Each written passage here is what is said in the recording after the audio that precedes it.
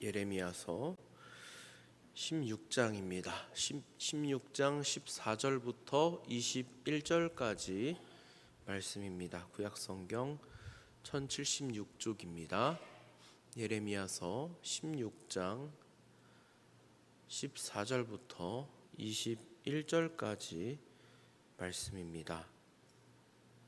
제가 먼저 읽고 그 다음 절을 같이 읽으시고 번갈아 가면서 읽다가 마지막 절은 다 함께 읽도록 하겠습니다. 예레미야서 16장 14절부터 21절까지 말씀 교독하도록 하겠습니다. 여호와의 말씀이니라. 그러나 보라, 날이 이르리니 다시는 이스라엘 자손을 애굽 땅에서 인도하여 내신 여호와께서 살아계심을 두고 맹세하지 아니하고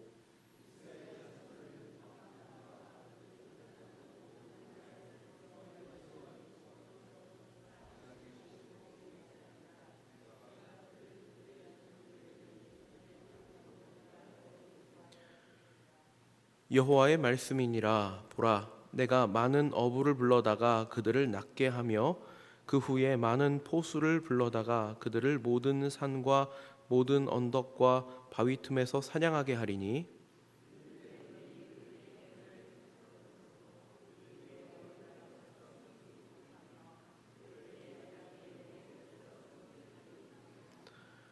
내가 우선 그들의 악과 죄를 배나 갚을 것은 그들이 그 미운 물건의 시체로 내 땅을 더럽히며 그들의 가증한 것으로 내 기업에 가득하게 하였음이라.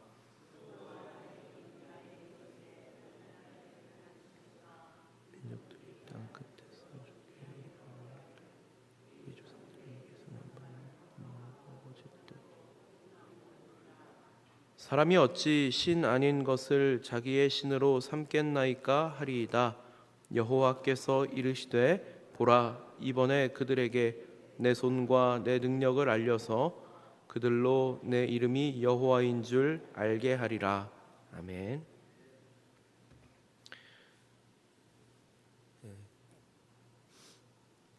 올여름 이적 시장에서 우리 김민재 선수하고 이강인 선수가 큰 이적료를 받고 팀을 옮겨서 우리 국민들의 많은 기대를 받고 있습니다.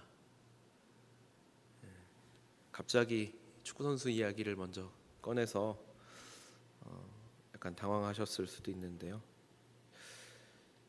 프로 선수들은 성적이 곧 가치가 됩니다.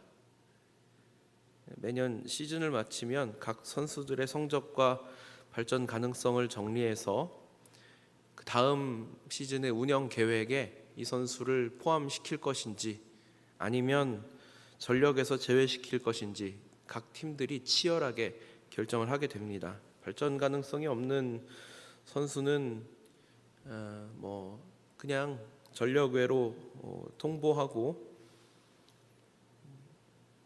재계약을 하지 않는 방향으로 방출하는 식으로 그렇게 내보내게 되고, 발전 가능성이 있다면 좀 선수를 좀 귀찮게 좀 괴롭게 해서라도 잘못된 부분이 있다면 고치고 잘하는 부분을 잘 할 수 있도록 도와서 다음 시즌 그 다음 시즌 팀이 우승하는 데에 도움이 될 수 있도록 그렇게 훈련을 시키게 되겠죠. 오늘은 하나님께서 이스라엘 백성들을 포기하지 않으시고 끝끝내 당신이 여호와인 줄을 알게 하시기 위해서 이들을 어떻게 다루시는가를 함께 살펴보려고 합니다. 여호와를 알게 하기 위해, 여호와를 알게 하기 위해라는 제목으로 오늘 함께 말씀을 나누도록 하겠습니다. 하나님께서는 이스라엘을 내버리지 않으시기 위해서 이들을 따끔하게 혼내주기로 작정하셨습니다. 이들이 미워서가 아니라 너무 사랑하기 때문에, 그들을 포기할 수 없기 때문에 벌을 주시는 것입니다. 마치 자녀를 키울 때와 같이 우리 속담에 그런 말이 있는데요. 바늘도둑이 소도둑 된다.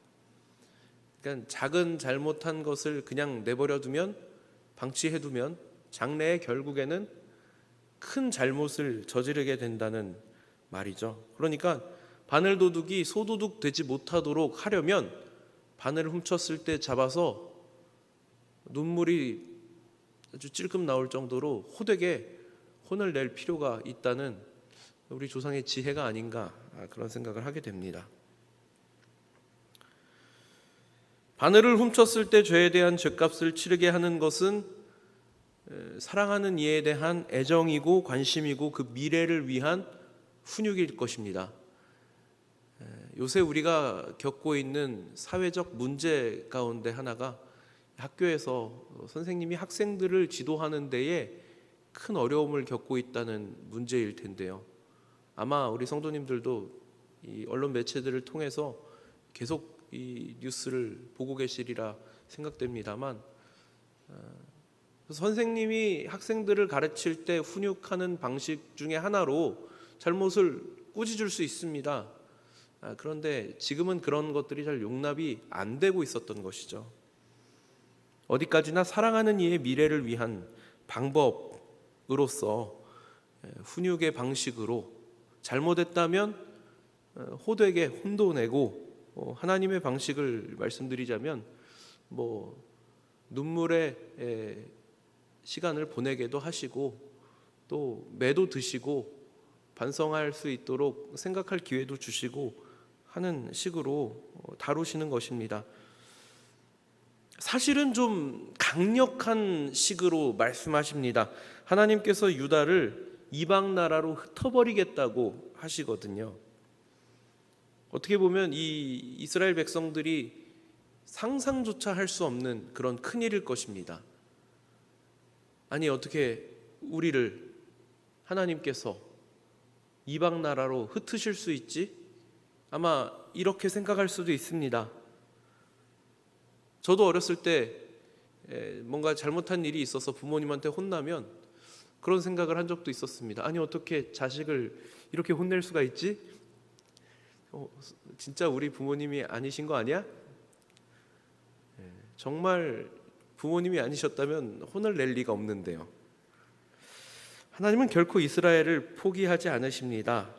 새로운 기회를 주시기 위해서 이들에게 다시 마음을 돌이킬 수 있는 여러 기회들을 주시다가 결국엔 이방 나라에 흩트는 일까지 하시는 것입니다. 이것이 단지 벌 주는 것으로 끝나지 않는다는 것을 오늘 본문을 통하여서 다시 한번 확인할 수 있습니다. 하나님께서는 이들을 향하여 새로운 출애굽을 약속하십니다. 과거에 이 출애굽 사건을 하나님께서 늘 이스라엘 백성들에게 말씀하십니다. 내가 누구냐? 너희를 종되었던 애굽 땅에서 건져낸 너희 하나님이다. 늘 그렇게 말씀하시는데요. 이제는 더 이상 애굽 땅에서 너희를 건져낸 하나님의 이름으로 하지 않겠다. 이방 땅에 너희를 흩었지만 다시 그곳에서 너희를 불러낼, 너희를 건져낼 하나님으로서 약속할 것이다. 바벨론의 포로 생활을 하게 될 이들을 향하여서 그 포로 생활이 언젠가는 끝나게 될 것이고, 하나님께서 마치 과거에 출애굽 시대에 애굽을 떠나 가나안 땅에 정착시키셨던 것처럼 다시 이들을 민족 공동체로 모으실 하나님을 약속하고 계신 것입니다. 우리가 잘 알고 있는 것처럼 이스라엘 백성들에게 출애굽 사건은 아주 큰 일입니다. 절대 잊어서는 안 될 민족적 큰 일, 그리고 민족의 정체성 그 자체입니다. 그런 출애굽 사건 대신 새로운 해방의 하나님의 이름으로 약속을 하신다는 것은 정말 어마어마한 일이 아닐 수 없습니다. 이 일이 단순히 이들을 포기하고 벌 주고 심판하는 것으로 끝나지 않는다는 것을 우리는 이를 통하여 확인할 수 있는 것입니다. 그런데 하나님께서는 너무나도 너무나도 두려운 방식을 사용하시겠다고 선언하시죠. 철저한 심판을 예고하십니다. 오늘 본문에 보니까 많은 어부들 그리고 또 포수들을 불러서 그들을 낚고 사냥하게 하실 것이다, 이렇게 말씀하십니다. 근데 이 낚시라고 하는 것이 그냥 낚시터에 낚싯대 던져놓고 세월을 낚는 그런 낚시가 아니고요. 어부들이 배를 타고 물에 나가서 이제 그물을 던져서 그 그물에 이렇게 물고기들이 잡히는 것을 싹 걷어가지고 오는 그런 낚시를 이야기합니다. 저인망식 그물을 이렇게 물에다가 착 던지면 그물이 물 밑 깊은 곳으로 내려가게 되는데요.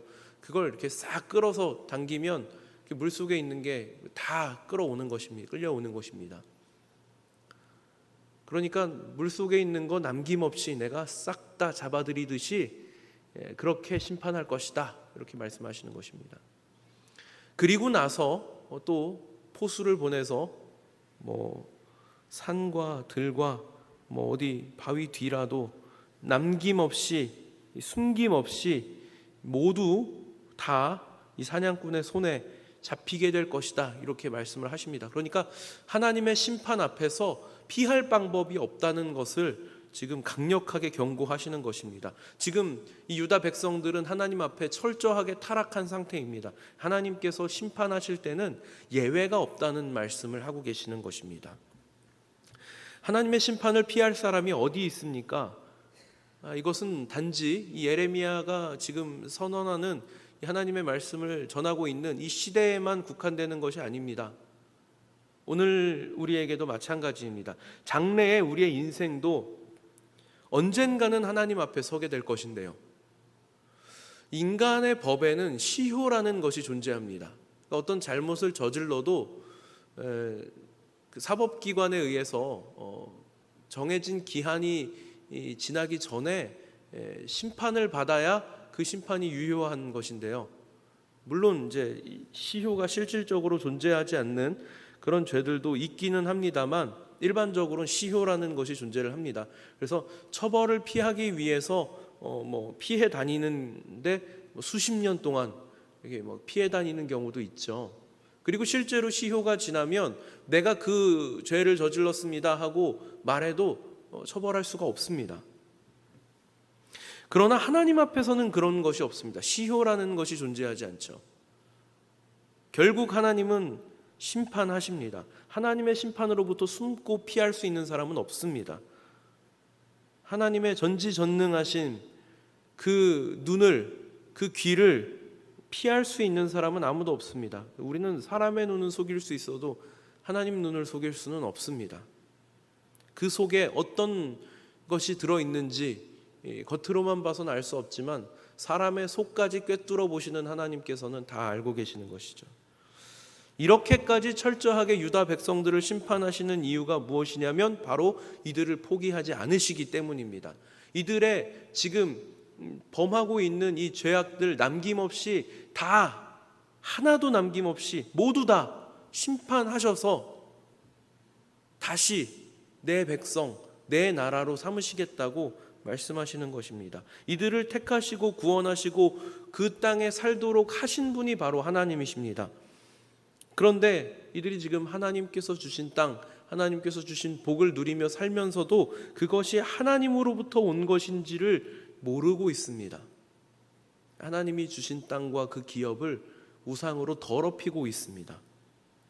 만약 여러분이 사시는 집, 또 소유의 땅, 내 직장, 내 사업체에 누군가가 몰래 들어와서 그곳을 더럽히고 어지럽히고 또 물건을 막 훔쳐가지고 도망갔다면 여러분 어떻게 하시겠습니까?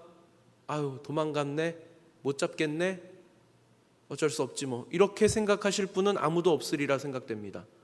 경찰에 신고하겠죠. 할 수만 있다면 내가라도 직접 잡으려고 하실 것입니다. 그렇다면 전능하신 하나님께서 당신의 땅과 기업을 더럽히고 악한 것으로 채우는 이들을 그냥 내버려 두시겠습니까? 그럴 리가 없다는 것입니다. 유다는 지금 하나님을 잊었습니다. 자신들이 누리는 이 터전이 하나님께서 주신 것이라는 것을 잊어버린 것입니다. 이게 지금 당대에 와서만 그런 것인지, 물론 그런 것은 아닌 것처럼 느껴집니다만, 아니면 이미 조상들 때로부터 그런 우상 숭배가 팽배했기 때문에 이 예레미야 시대에 와서는 이미 하나님을 까맣게 잊어버리고 생각조차 못하고 있는 것인지, 어쨌든 하나님을 기억하지 못합니다. 그러니 하나님께서 지금 자기 소유라고 이들이 교만하게도 자신들이 누리는 이것이 다 원래부터 자신들 것이었다는 듯이 착각하고 있는 이 땅, 이 기업, 우상으로 더럽힌 그것들을 당신의 소유고 당신의 땅이고 당신의 기업이심을 명확하게 하겠다고 말씀하고 계시는 것입니다. 그런데 이것이 심판으로 끝나지 않는 것은, 앞서 하나님께서 멸망할 것이다, 심판할 것이다, 흩어버릴 것이다, 그런데 거기서 끝나지 않고 우상 숭배하던 이들이 자신들의 행위가 허망한 일이었다는 것을 깨닫고 하나님께로 돌아올 것을 말하고 있기 때문입니다. 이건 사실 원칙적으로 불가능한 일입니다. 죄인이 죄를 깨닫고 돌이키는 일이 불가능한 일임을 우리는 성경을 통하여서 알고 있습니다. 그러니까 우리는 우리 스스로 우리의 행동을 돌이키고 하나님께로 나아올 어떤 능력이나 그런 생각을 품을 지혜를 갖고 있지 않습니다. 그러니까 애초에 우리가 마음을 돌이켰다, 우리의 생각을 하나님께로 향한다, 이것은 우리 속에서 나오는 일이 아니라 성령께서 주시는 은혜로만 가능한 일이죠. 그런데 하나님께서 그것을 하겠다고 하시는 것입니다. 우리는 죄를 깨닫지 못하고 돌이킬 수 없고 하나님을 찾을 수 없는데, 하나님께서 분명히 특별한 은혜를 베푸셔서 죄인들이 자신들이 저질렀던 죄를 깨닫고 하나님 앞에 회개하고 돌아오게 하시겠다는 약속입니다. 이 약속은 1차적으로는 이 유대인들이 이 바벨론 포로기를 마치고 다시 돌아오는 것으로, 귀환하는 것으로, 그리고 또 궁극적으로는 장래 예수 그리스도께서 오셔서 선포하신 그 복음의 말씀을 통하여서 이방인들까지, 우리까지 하나님께로 돌아오게 하심으로 이루어지는 것입니다.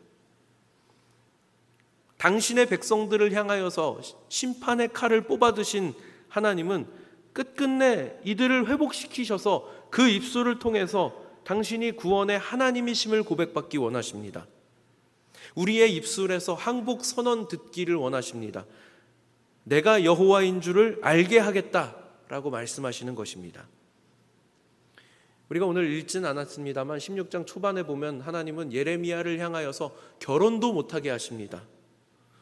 조문하지도 말라고 하시고 잔치에 참여하지도 말라고 하십니다. 여러분 한번 생각해 보세요. 이게 얼마나 괴로운 일일까요?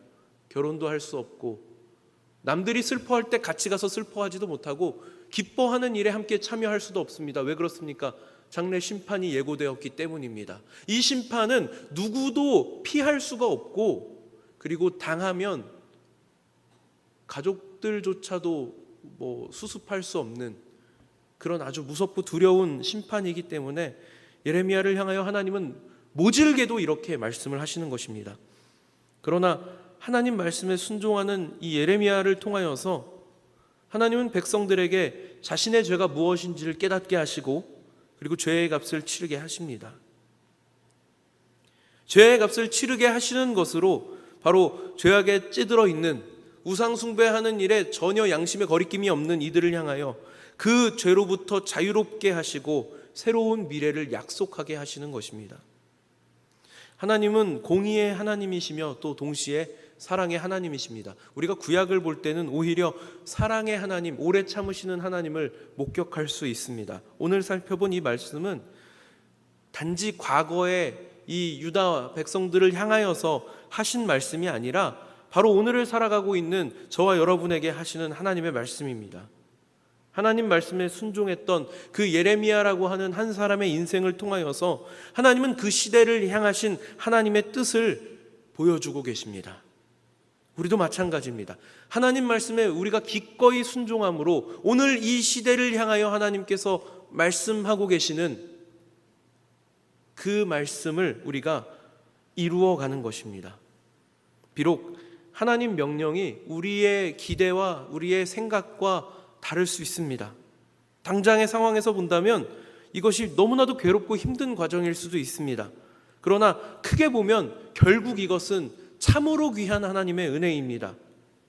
하나님께 순종하는 우리 삶을 통해서 이 세상 사람들이 하나님을 알게 되고 하나님 앞으로 나아오게 된다면, 이 세상을 향하신 하나님의 뜻이 우리를 통하여 이루어진다면 그것이 얼마나 큰 은혜이고 얼마나 큰 영광이겠습니까? 오늘 하루도 하나님께서는 우리의 인생을 통하여 영광받기를 원하십니다. 우리의 입술을 통해서 항복의 선언을 듣기 원하십니다. 우리를 향하여서 내가 여호와인 줄을 알게 하리라 말씀하십니다. 오늘 이 새벽 하나님께서 주신 이 말씀에 순종하시는 우리 성도님들 다 되시기를 축복합니다. 기도하겠습니다. 은혜가 풍성하신 하나님 아버지, 하나님께서는 당신의 사랑하는 백성들을 향하여서 때로는 위로의 말씀으로, 때로는 격려의 말씀으로, 그리고 또 때로는 호되게 혼을 내심으로 당신의 백성들이 바른 길로 가기를, 하나님 기뻐하시는 일들을 감당하기를 원하시는 하나님이심을 저희들 오늘 말씀 통하여 다시 한번 확인하기 원합니다. 비록 유다는 지금 하나님을 잊고 우상으로 하나님께서 주신 터전을 더럽히고 있지만 하나님은 끝까지 이들을 포기하지 않으시고 때로는 이들을 이방 나라에 흩으시기까지 하셔서라도 결국엔 이들의 입술에서 항복 선언 듣기를 원하시는 당신이야말로 참으로 우리를 구원하신 여호와 하나님이십니다. 그 선언을, 그 고백을 듣기 원하시는 하나님이심을 저희들 다시 한번 확인합니다. 오늘 저희들의 입술 안에서도 하나님을 향한 항복 선언이 있기를 원합니다. 하나님을 향한 신앙의 고백이 있기를 원합니다. 우리의 삶을 통하여서 하나님 기뻐하시는, 하나님께서 계획하고 꿈꾸시는 하나님 나라의 일들이 이루어지기를 원합니다. 연약한 저희들을 붙들어 주시고 하나님께서 동행하여 주셔서 성령 충만함을 허락하여 주셔서 우리의 힘으로 할 수 없는 그 일들이 가능하게 하여 주시옵소서. 오늘 이 새벽 이 말씀을 저희들 마음에 새기고 돌아가기 원합니다. 하나님께서 오늘 하루도 저희들을 붙들어 주시옵소서. 하나님 앞에 나올 때 빈손으로 나오지 않게 하시고 정성스럽게 준비하여 올려드린 예물이 있습니다. 하나님 받아주시고 드려진 손길들을 기억하여 주시고 하나님께서 복 내려주셔서 소원하는 모든 기도의 제목들 하나님께서 주신 은혜로, 하나님께서 주신 응답으로 기쁨과 감사가 넘치는 감사의 제목들 될 수 있도록 은혜 베풀어 주시옵소서. 오늘 하루 하나님께 붙들린 인생들 하나님 복 내려주실 줄 믿고 감사드리며 우리 구주 예수 그리스도 이름 받들어 기도드리옵나이다. 아멘.